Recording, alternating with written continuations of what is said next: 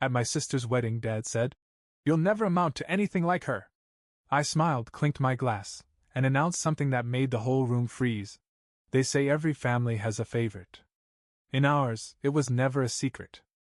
I remember the first time I realized I was invisible. I was 6, and my sister Caroline was 8, standing on a stool in the kitchen holding a spelling bee trophy. Mom took 100 photos. Dad said she was a genius. I had just gotten a perfect score on a math test and held the paper out like a peace offering. He didn't even glance at it. That moment set the tone for the rest of my life. Caroline was the pride of the family. The golden child.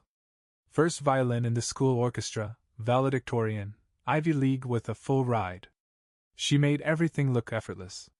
It didn't matter that I got a scholarship too, just not that scholarship. It didn't matter that I was building something real, something mine. I never fit the mold of what they wanted. And Dad, he never let me forget it. But I never gave them the satisfaction of watching me fall apart. I kept quiet, kept working, and I disappeared from their view. It was easier that way. The less they saw, the less they could tear down. Until the wedding. Caroline was marrying Charles Whitman, yes, that Whitman family. The country club lineage. We summer in Maine kind. The invitation arrived with gold lettering and a return address that smelled like generational wealth. I RSVP'd yes. Polished my shoes. Bought a suit that fit. No +1. No dramatic entrance. Just me, calm, put together, and very, very quiet. I hadn't seen most of them in over a year. They didn't ask questions. I didn't offer answers. The ceremony was picture perfect. Caroline looked radiant.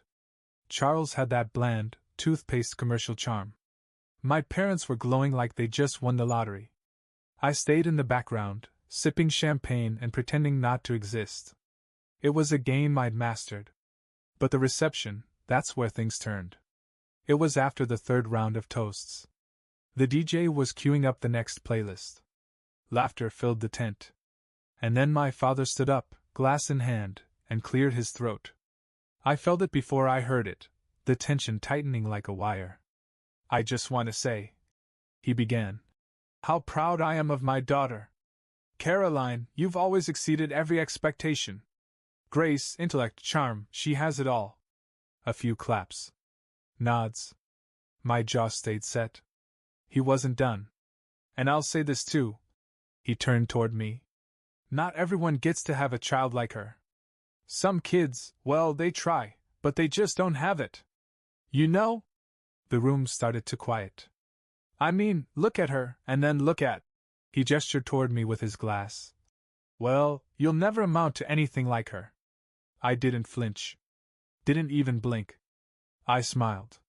Raised my glass. Clink. And then I stood. Since we're handing out comparisons tonight, I said, I guess I'll go next.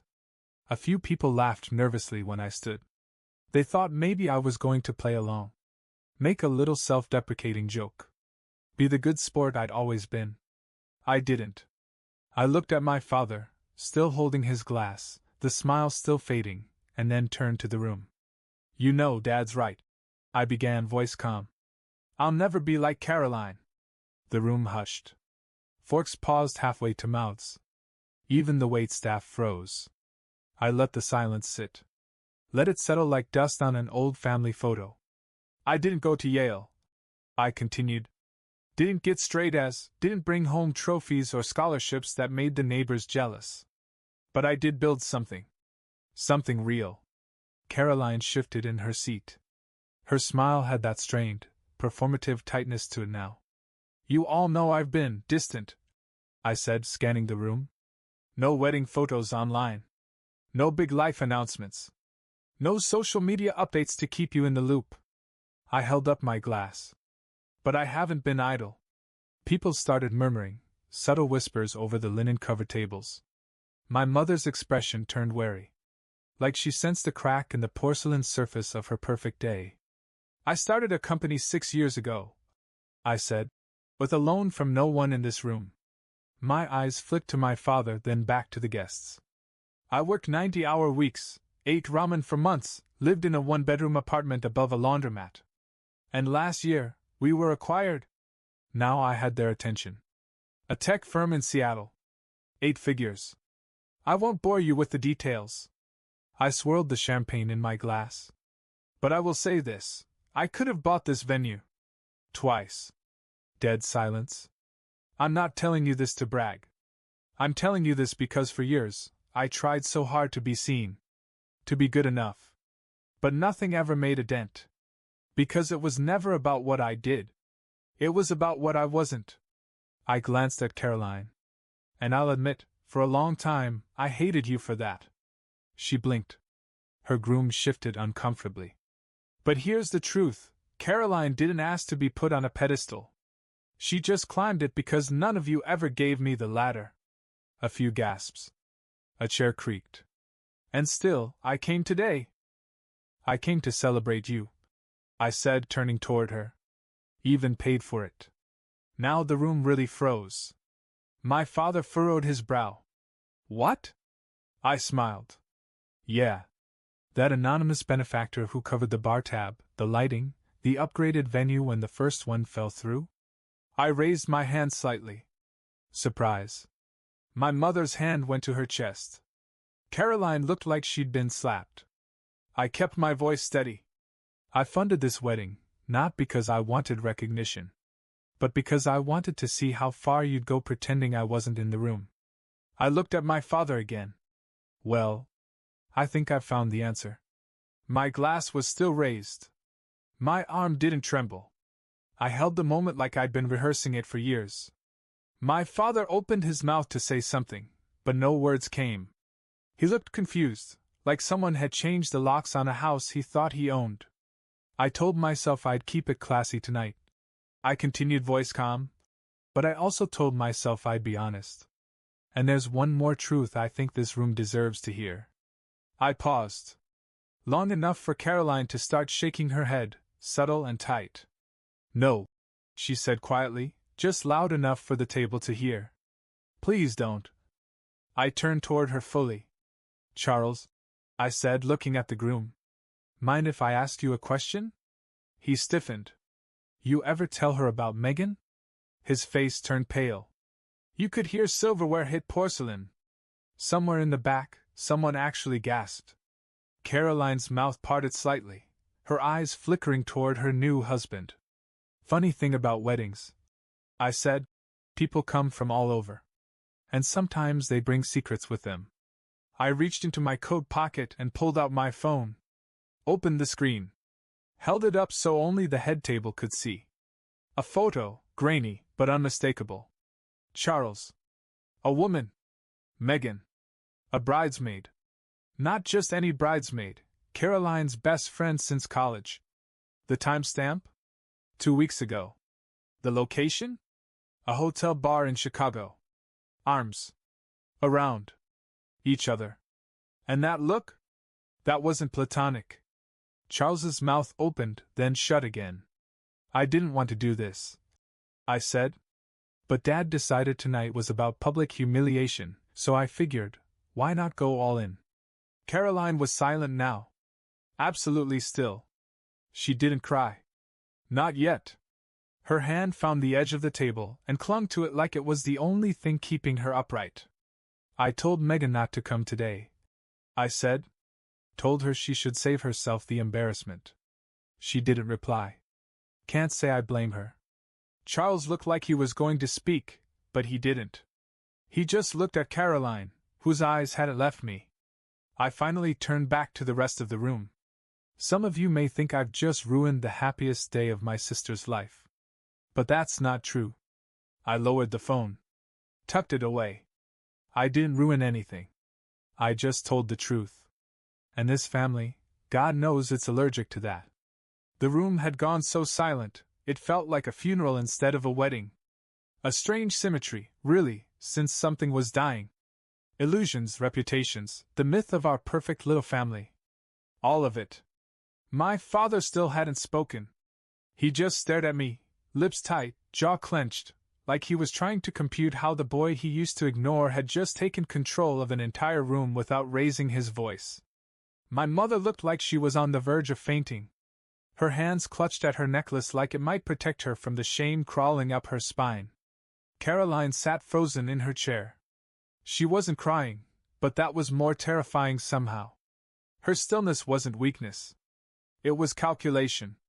And I knew that look. She was rewinding time, checking the angles, trying to figure out if this was salvageable. I gave her nothing. You see, I said, it's not that I wanted to air all this out today. I didn't plan to come here and tear down the curtains in front of the guests. I really just wanted to celebrate. Quietly. Anonymously. I wanted to be the better man. I looked directly at my father again.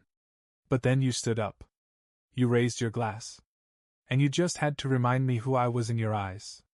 Less than a shadow to your daughter's light. I could feel every gaze in the tent shifting, recalibrating, like guests realizing they were in the wrong scene of the play. I took a breath. For years I bent over backwards trying to earn something that should have been given freely. Your approval. Your acknowledgement. Not even praise, just a little decency. But I see now, you were never going to give it. Someone in the crowd whispered, Jesus. I used to think if I just succeeded quietly you'd notice. You'd come around. But you didn't. So I gave up trying. I paused again. The DJ had long since stopped the music. Even the waiters had frozen in place. And in giving up, I built something of my own. I made peace with the silence. And it turns out, silence can be a very powerful thing, especially when you finally decide to break it. I stepped back slightly, glass still in hand. I looked down at it, like I was toasting something no one else could see. To the unseen, I said softly. To the ones who keep going even when no one's watching. To those who never got the applause but kept showing up anyway. Then I looked up. And to letting go. I set the microphone down on the head table. Not dropped, not slammed, just a quiet, deliberate placement. Like I was tucking away the last piece of a puzzle I never wanted to finish. The silence that followed wasn't shocked anymore, it was heavy. The kind of silence that makes people shift in their chairs, suddenly aware of how loud their own breathing is. A few guests avoided eye contact. A bridesmaid dabbed at the corner of her eye. The officiant stood motionless in the corner, holding a crumpled program like it might explain any of what just happened. And me? I was calm. I turned from the mic and faced the people I'd once called my family. My mother was trembling now, her mouth open but no words forming. My father, red-faced and stone-eyed, looked like a man whose world had just slipped an inch off its axis and was spinning slightly out of reach. Caroline hadn't moved. Her posture was perfect, her lipstick flawless, her bouquet still resting in her lap. But her eyes, they were glassed over. Whatever was happening inside her, it wasn't rage. It was reckoning. Then I looked at Charles. He couldn't even meet my gaze. Typical. I slid my hand into the inside pocket of my jacket and pulled out a simple envelope. No name on it, no flourish. Just a white envelope with a printed return address in Seattle. I walked it over to the wedding planner, who stood off to the side, wide-eyed. Final payment, I said. Balance is 0. She took it slowly, like it might explode. I included a little extra. I added, they'll need it. And then I turned toward the exit. I didn't make a scene. I didn't shout, or cry, or even look back.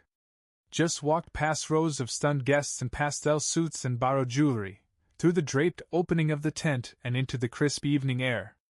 Every step away from them felt like a step into my own life. One that wasn't about proving anything to anyone. Outside the tent, the world felt different. Quieter. The kind of quiet that feels earned. I walked across the gravel path toward the small parking lot at the edge of the venue. My car sat under the string lights like a waiting escape hatch. I could still hear the faint thump of muffled voices behind me. Confused, anxious, stunned. Maybe someone was crying. Maybe someone was angry. Didn't matter. I was done performing for their stage. I unlocked the door and slid inside, gripping the steering wheel not because I was angry, but because I needed something real to hold on to. I didn't leave just to hurt them. I left because I finally understood something most people don't realize until much later in life. Being unseen hurts, but being tolerated is worse. For years, I was the dutiful son. I sent gifts for holidays they forgot to acknowledge. I answered phone calls only when they needed something. When I finally moved away, no one asked why. When I missed Christmas the first time, they didn't check in, they just blamed it on work. They never saw the years I spent barely scraping by. Sleeping on couches. Eating dollar menu meals while building a company no one believed in. They didn't notice the panic attacks, or the hospital visit I never told them about when I worked myself into exhaustion. They never asked? And I never told. Because some part of me thought, if I just get successful enough, they'll finally care. But when the money came, nothing changed. I became interesting to them, not important. That's when it hit me, they didn't care about me. They cared about status. Caroline gave them bragging rights. I gave them curiosity. Maybe even jealousy. But never love. And that's what tonight was really about. Not revenge. Release. The engine hummed as I pulled out of the parking lot, headlights sweeping over rows of manicured hedges. I didn't look in the rearview mirror. I had done that enough in life. As I drove, the road stretched out like a ribbon of absolution. Whined through the open window, night air brushing against my face like a second chance. I kept thinking back to one night in particular. Years ago. The night I finally broke. It wasn't loud. It wasn't dramatic. It was a voicemail. I just wrapped a 14-hour day. My hands were shaking from too much coffee and not enough sleep. The office lights flickered as I packed my laptop, still hearing the echo of my pitch meeting where I'd been told, "You're not quite what we're looking for." Again. And then my phone buzzed. A voicemail from my father. "Hey. Caroline's on the news again. Graduated with honors, gave some speech. Thought you should see it. Anyway, let us know when you do something worth talking about." Click. That was it. Not "how are you?" Not "congrats on launching your startup." Just a reminder of what I wasn't. I listened to that voicemail 3 times. Then I walked 3 blocks in the rain to my apartment, sat on the edge of my bed, and stared at the wall until the sun came up. That was the night something inside me stopped reaching. I stopped calling. Stopped hoping. Stopped pretending that if I just kept being loyal, they'd be loving. Eh? And do you know what? Nothing happened. They didn't reach out. Didn't ask if I was okay. Just carried on like I didn't exist, until they needed me again. Until Caroline's wedding. That's what made tonight easy. Not because I didn't care, but because I'd already mourned them years ago. I drove without a destination, the kind of aimless clarity you get only after severing something that's been poisoning you for years.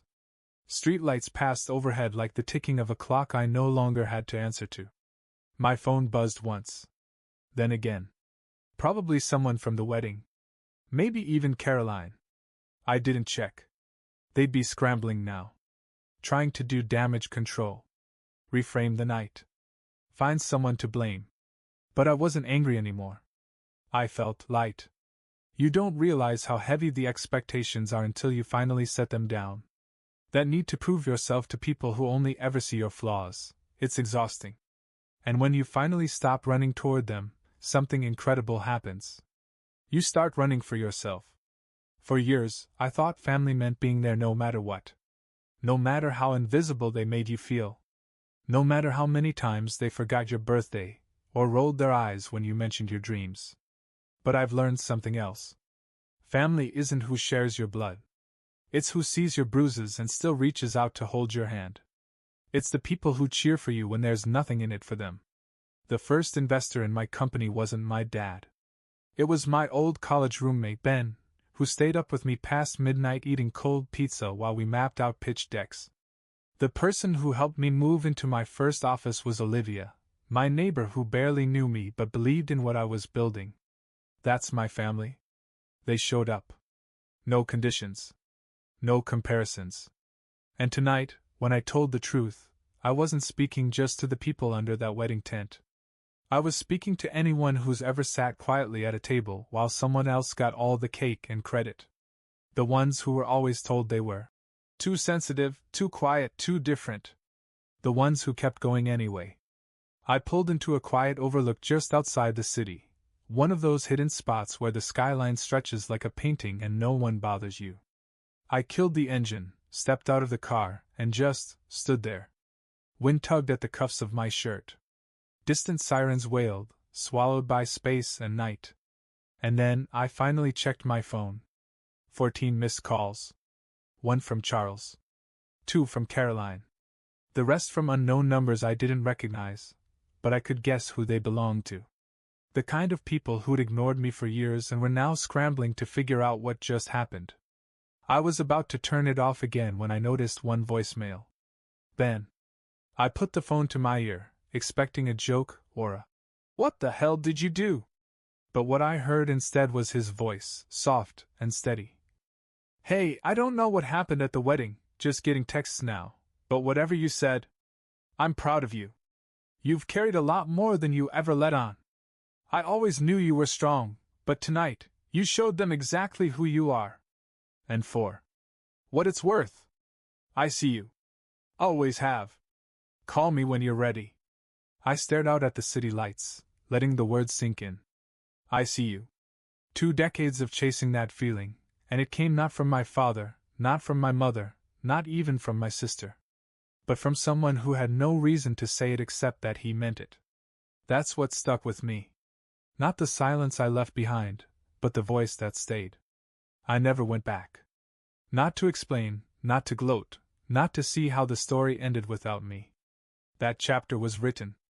I'd said what needed saying, not for them, but for me.